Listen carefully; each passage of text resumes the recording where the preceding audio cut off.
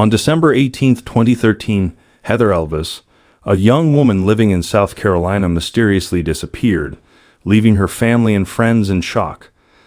The story unfolds as Heather navigates a complicated relationship with married man Cydney Moer. Tammy, Cydney's wife, starts bothering Heather when she finds out about their relationship. Despite Heather's attempts to move on, the situation takes a dark turn, leading to her vanishing on that fateful night. The investigation uncovers a web of lies, betrayals, and a tragic conclusion, ultimately resulting in the conviction of Cydney and Tammy Moer for kidnapping. One night in 2013, Brianna got a call that woke her up. It was Heather, her best friend, crying about a strange call from her ex, Cydney. Cydney said he just broke up with his wife and wanted to start fresh with Heather.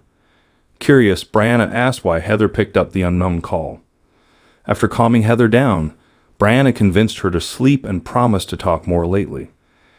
In South Carolina's Horry County, police found an abandoned green car by the Waukau River at Peachtree Landing on December 19th. The police were able to link the abandoned green car to Terry Elvis, which then led them to Terry's home for further investigation. Terry, who was watching TV, found out about Heather's car and was unable to reach her. As a result, Terry joined the police to investigate. The mysterious location raised concerns about Heather's safety. The cops opened the car and carefully checked it out after getting a spare key from Terry. They did not find any personal items in the cabin, like Heather's bag, keys, or cell phone. Terry became more worried, so he tried to get in touch with Heather again. He called the restaurant where she worked, but still did not hear back. There was no work for Heather that day, so the boss told him that she had not shown up.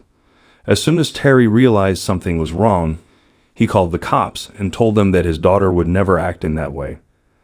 The car and the bank of the river where it was found were not thought to be crime scenes at the time because there were no signs of a fight, blood, or broken glass. Still, the police chose to start looking for the missing person. Police and civilians searched the land and divers looked at what was below the water.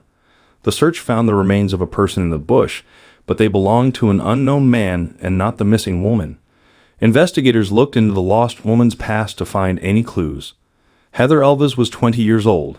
She was the daughter of Terry and Debbie Elvis. It was easy for her to get along with her parents and younger sister. Heather's dad said that their family had always been close and helped each other out.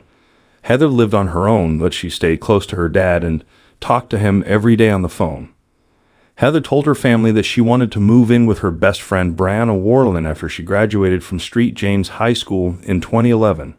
Her folks agreed with this choice completely. She wanted to become a hairdresser. She worked as a waitress at the Tilted Kilt, a Scottish-themed restaurant in Myrtle Beach. Her younger sister Morgan said that Heather loved makeup and working in front of the camera. She was also known for being creative and driven. People in Heather's town also liked her because she was friendly, carefree, and upbeat. Brianna, her friend, said that people always smiled when they thought of and talked about her because she was such a happy person. Another friend said Heather was friendly, loved freedom, and enjoyed life. She always tried to live it to the best. Heather had lived in Myrtle Beach with her best friend Brianna for a year. She was doing well in school and everything in her life looked great. But everything changed when Heather met someone by chance at the Tilted Kilt. That meeting set her on a road that would lead to tragedy. Heather worked the day shift at a busy restaurant on a warm June afternoon. As she talked to customers, took orders, and carried trays into the kitchen, she ran into Cydney Moer, a 37-year-old plumber and father of 3. Cydney worked out of his home in Myrtle Beach and fixed small cooking appliances. That day, a restaurant had sent him an order. They started talking, and Heather felt attracted to the man right away. After that day, they started to talk to each other more often. They learned that a lot of the things they liked are common. Heather even gave a hint about how she felt by writing on Twitter that she liked older guys. By the end of July, Heather started posting private notes to Cydney, who was working on remodeling her restaurant. People she worked with and friends also knew about Cydney and knew that the guy from her Twitter posts was the same person. Cydney liked how Heather paid attention to him, so he started going to the place more often. They often had parties in the kitchen while Cydney fixed things around the house. 2 tweets Heather sent out within a minute of each other in July show that their relationship had likely gone from being just playing to something more serious. Most of Heather's friends knew that she liked Cydney and started talking about their relationship. Later, one friend said that because Cydney was married, everyone knew about their relationship and did not like it. They also called Heather different names a lot and even pulled a joke on her. The rumors were finally true in August. Cydney started to show up at the restaurant more often. He always brought Heather coffee and sweets, sat in the eating area, or waited for her at the back door when her shift was over so they could leave together. They told their friends a lot about their relationship. Cydney even told his friends that he was going to hire Heather as a full-time nanny when he and his wife moved to Florida. Heather also told her friends about Cydney's plans, which they'd all thought were strange. The lovers talked on the phone all the time and would often drive to faraway places to have private calls. It was clear that Heather was hurting in this relationship. Cydney told her over and over that he was tired, unhappy with his wife, and wanted to leave her, but it turned out that these were just empty claims. Heather's friends had told her that Cydney was only putting her on the market. By the middle of September, Heather seemed to understand what was going on. In a tweet from September 21, she said, "An angel and a demon fell in love, but it did not end well." This may have been the day she tried to break up with Cydney. For the first time in 34 years, Cydney's wife Tammy finally found out about his affair. This was the turning point. She called Heather and made fun of her on the phone. Heather's roommate Brianna heard the argument and later told police that Heather put up with the comments for a long time. Tammy said that Cydney was only using Heather for his own pleasure. She told Heather that she is an easy target and that he does not care about her. Of course, this made the girl feel bad. Cydney and Tammy both made her feel bad and took away a lot of her personality.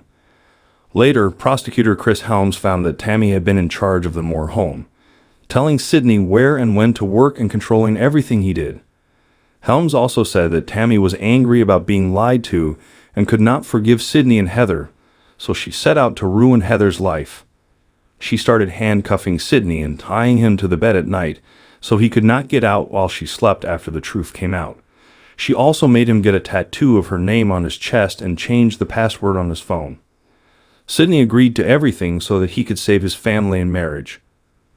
Brianna says that Tammy's attacks did not end with phone calls but turned into planned acts of hate. To get Heather fired, Tammy started calling her boss's office all the time. She kept calling Heather from Cydney's phone and sending her pictures and videos of the two of them together even when they were having a private moment. Heather asked Cydney to stop Tammy from bothering her at work as it was making things difficult for her. Heather did everything she could to get her life back on track after the way the man she loved had treated her. She even started going to church with her best friend. At the beginning of November, Tammy sent Heather more threatening texts in which she asked Heather for her address. Tammy told Heather that if she did not do what she said, she would find her and punish her severely. Tammy also said that she had been keeping an eye on Cydney since January 2012 and that Heather could no longer have an effect on him. Heather was mentally and physically worn out at this point. She did not know why Tammy would not leave her alone, especially since her relationship with Cydney was over and she wanted to forget everything that had happened. Heather told a friend that Tammy seemed to be crazy about her. By the end of November, things had finally calmed down after more than 2 weeks of getting threats from Tammy. They took a 3-day trip to California in their new Ford F-150 SUV with their 3 kids.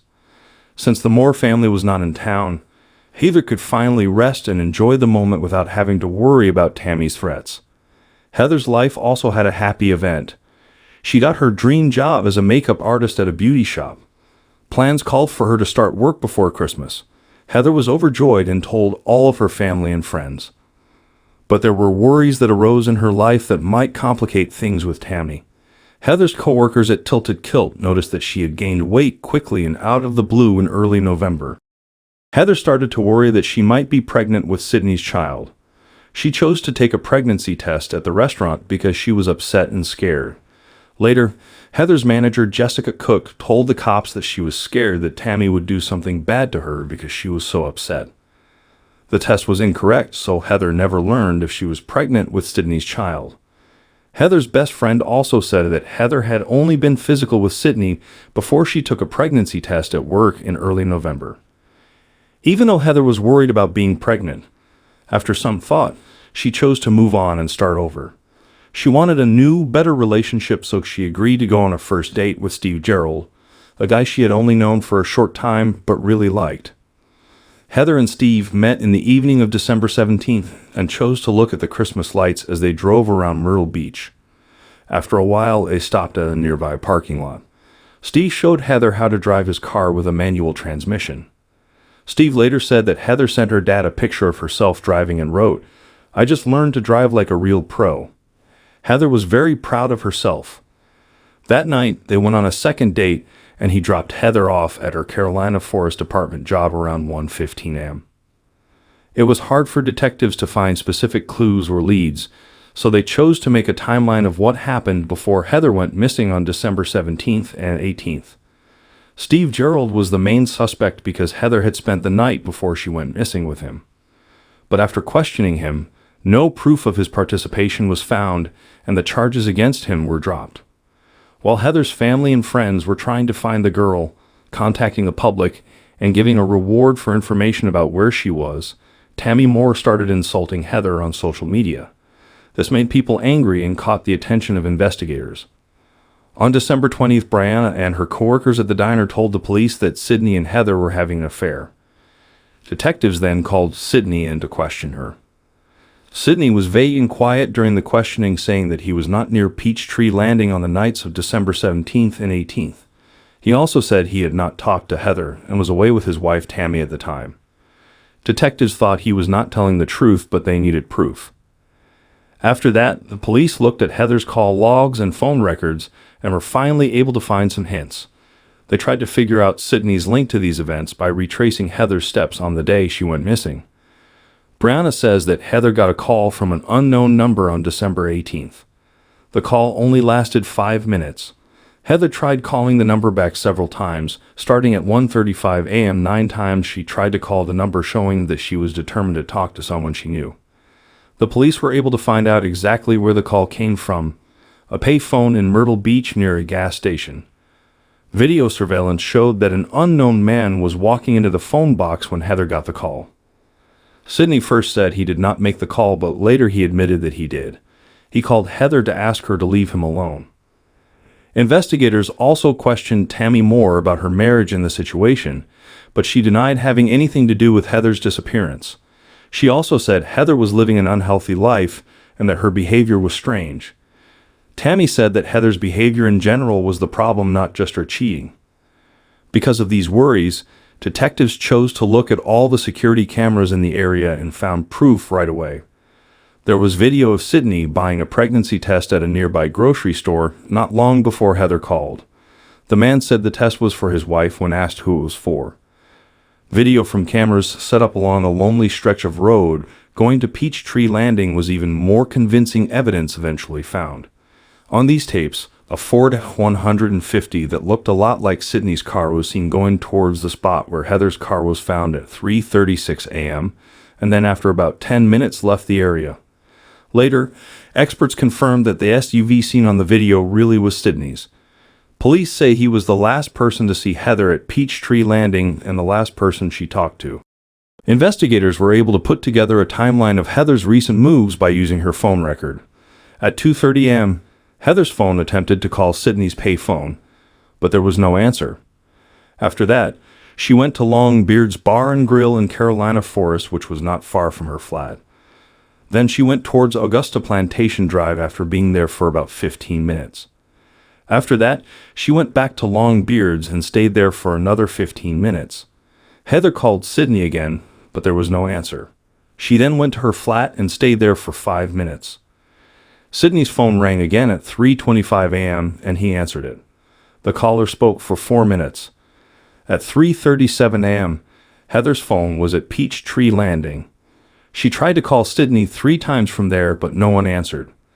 The last time someone tried to call Cydney was at 3:41, and by 3:42 the phone was off.